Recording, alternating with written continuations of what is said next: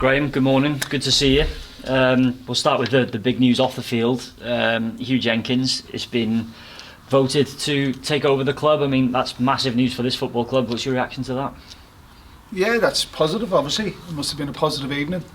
Just obviously picking up bits and pieces from yourselves now at this moment in time. So, once it's positive for the football club, once it's something that we can take and move forward with, which can only be good.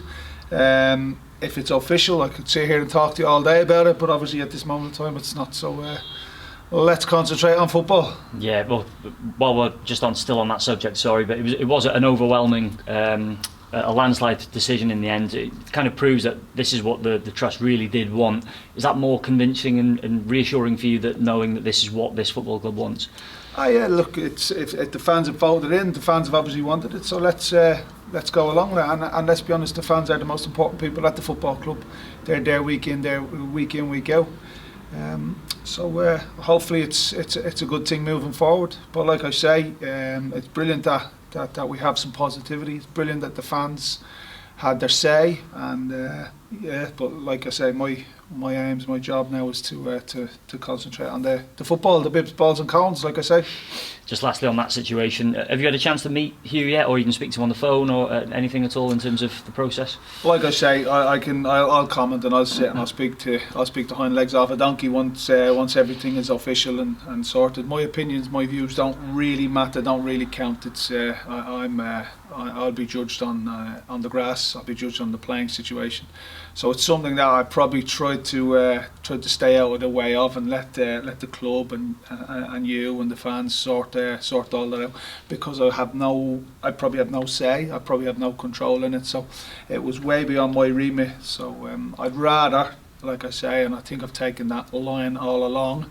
It's brilliant news if it comes off, but I'd rather obviously keep myself on the grass and keep me focus on the team and the players. Well, let's focus on the balls, bibs and the cones, as you like to put it. Bradford last weekend, it was a disappointing one, but you've had time to reflect on that, and what's this week been like? Yeah, obviously when you lose a game, it's disappointed. I'm not quite sure it was a hammering or a battering or whatever we read. We had circumstances last week that under normal circumstances wouldn't prevail. You wouldn't bring 3 lads out of the physio room in normal circumstances and place them on the pitch. You wouldn't give a start to a player who hasn't started a game in 6 months. So yeah, there was circumstances around it.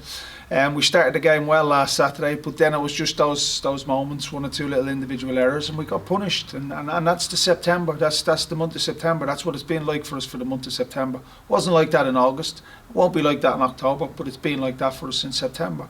So I look deeper than the Bradford game. I look at the last handful of games.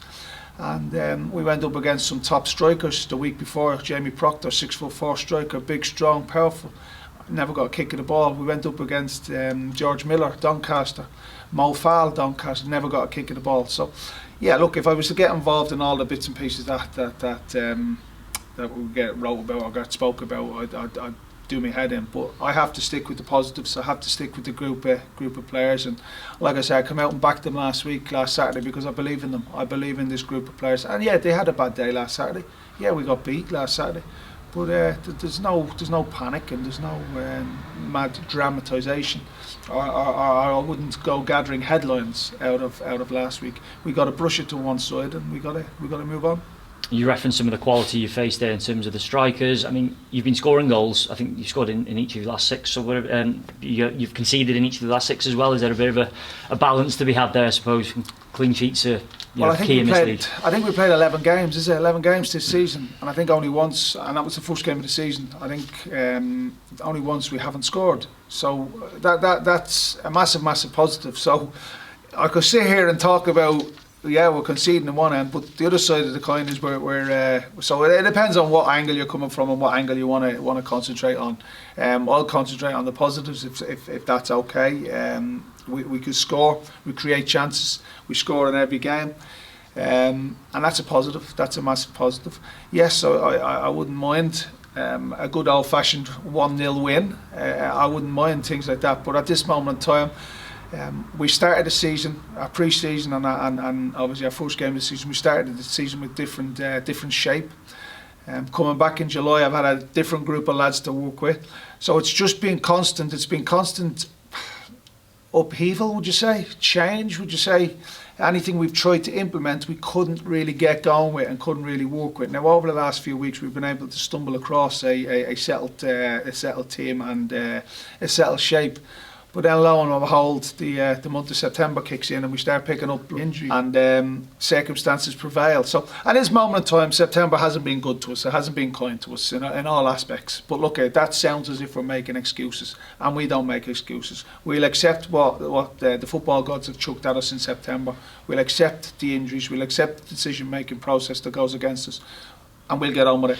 And I'm looking forward to the next couple of weeks. I really am, because I've got so much trust and so much belief in this group, and I don't think they'll let us down. I think they're that good of a group. I think that they're not that good qualities that they have, the resilience, the character, the honesty, and I think that'll see them okay. You touched on the injury issues there, Graham. What is the latest on the likes of James Clark and Matt Baker as well? How are those boys doing? Well, they're all out injured. They're out injured at this moment in time. But then again, to concentrate on the injured lads would be taken away from and taking our energy away from the lads that are fit. So we work with who's fit. We go across this morning. We have a look at who's fit and who's available this morning, and we try and put something together going up the road to Salford. And whatever we put out on the pitch against Salford, I know they'll work their socks off. I know they'll give an honest, hard-working performance. Just on Salford, I mean, they're in a bit of a sticky patch at the moment. Is it struggling to win games, and by their standards, given what they've done previously, I think they'll be disappointed with their start. I mean, what do you make of them as a side? Because they are capable in this division, aren't they? I think they're one of the top sides in the division, and yes, they've had probably similar to ourselves. They've had a bad month. They've had some injuries. They've had a bad month, but you don't. Neil Wood doesn't pick up and all of a sudden become a bad manager overnight. You don't pick up a team like Salford and build what he's built and get them to the playoffs, and all of a sudden then you lose a game or two. But that'll show people on the outside the character to back in. If they're proper people, they'll back him. If proper football people will back him, because they'll know what he's going through. They know what he's done. And Salford will be there or thereabouts at the end of the season. Let's be honest. We look at their squad. They have a number of injuries, but they've still got a massive amount of quality to call upon for Saturday. So I don't buy into injuries for Salford, and I don't buy into this, that, and the other. They've had a bad month, similar to ourselves. But I don't think that misfortune will last too long. I think they'll be fine. And you've got to look at what they have done and what the job Neil Wood has done since he's come through the door. So hats off to them. And look, we know we're going to be up against it. It's a top team, irrespective of the last form over the last few weeks. But that form is only temporary. Just lastly from me, Graham, what has the key message been to your squad this week after last weekend, and a midweek slot free? You've had more time to focus on this game on the weekend. What's the key focus been for you? Well, I've not really focused too much on any one thing, or even last weekend. We tend to look. Our process don't change. We bring the lads in on the Monday. We have a process in which we debrief. We train and we move on. We try to improve. We try to make them better. But like I say, and I'll always do that, and I'll always, probably for sounding of a broken record, but we'll always concentrate on the positives, because there's a lot of positives. There's far more positives and positivity around our place than negativity. So yeah, look, the positives for us is we scored. The positives for us is we're another week down, whereby we've got one or two players, obviously, well, not one or two, but half a dozen. That's another week into their rehab. So we've shown our capabilities. We've come off our standards last week, and when we come off our standards, we're not great. Yeah, we know that. But when we're at it, we're a really good team. So there's lots and lots to be positive about at this moment in time. Thank you, Graham. Brilliant. How important is that composure in these times that you've been there and done it, Joe has, and then the likes of Ryan Delaney, Omar Bogle, knowing that this is just football. You're gonna have afternoons like that, I guess. Or yeah, it's not nice when you don't win games, and we all want to win. We all want to achieve, and we all want to be successful. And I don't think there's anybody in any sport that enter competitions just to take part. We want to win. We want to be successful. Circumstances at this moment, I think that's probably the most frustrating part. The circumstances in which we have been dealt. You know, we just want a little break. We just want a little bit of luck. We were probably got that break, got that little bit of luck in August. We haven't got it in September, but there's no chance we'll be panicking. There's no chance we'll be chucking the baby out of the bathwater. We're really looking forward to October, and I'm really looking forward to getting all the boys back fit and healthy and having some real quality competition for places. So yeah, there's lots and lots to look forward to. I'm not going to get dulled down and dragged down because we lost a game last week. And like we said, quite rightly said, there's one or two players that shouldn't have been on that pitch last weekend, but circumstances prevailed that they had to. So yeah, I just feel personally, at this moment in time, it's a little bit patchwork. It's a little bit stop-start. We just can't get into a rhythm. And we get into a little bit of a rhythm, and then we get bowled over. It's like Skittles all of a sudden because circumstances hit us. But when on an even keel, on an even run, and if we can get a little bit of luck, if we can get a little bit healthy, and we can get a little bit of momentum, I'm pretty confident this group of lads will come out the other end.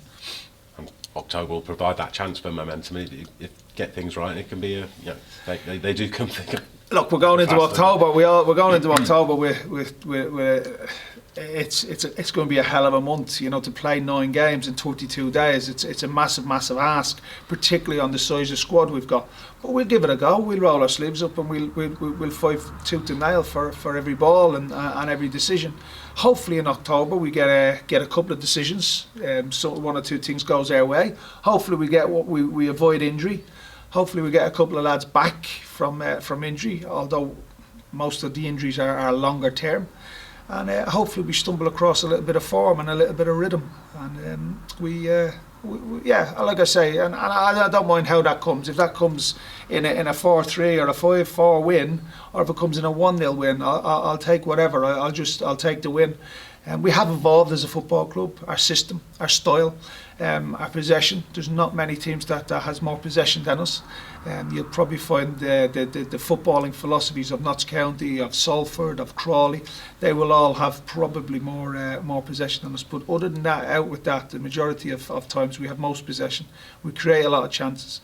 We have changed our style, we have changed our system, we have changed personnel, and change is not something that I like doing. So as you know. But now we're looking forward to October. You're obviously concentrating on yourself, but what do you need to do well at Salford to get a positive result? Well, like I say, if we can keep a clean sheet and we can get a goal the other end, we win the game 1-0. That'd be all. I'd be over the moon with that.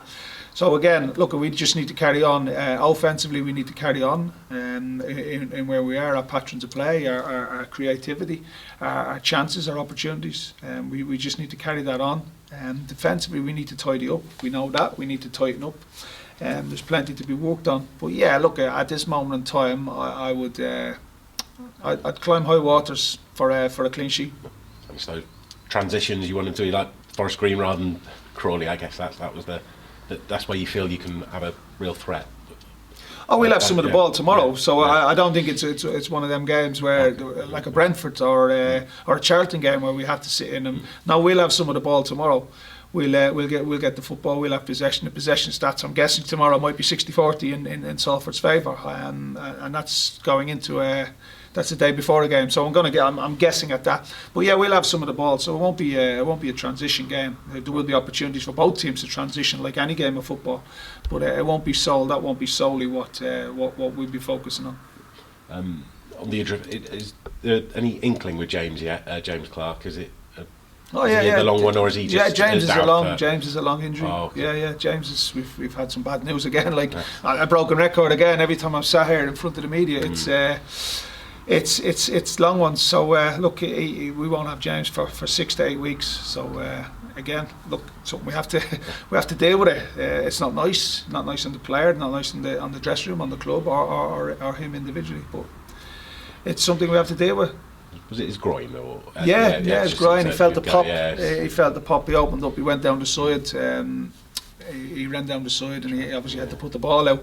His groin just popped out. So again, look, it's not because he's deconditioned. It's not because of any type of deformity or anything like that. He's not. It's just one of those footballing circumstances that again has been chucked at us.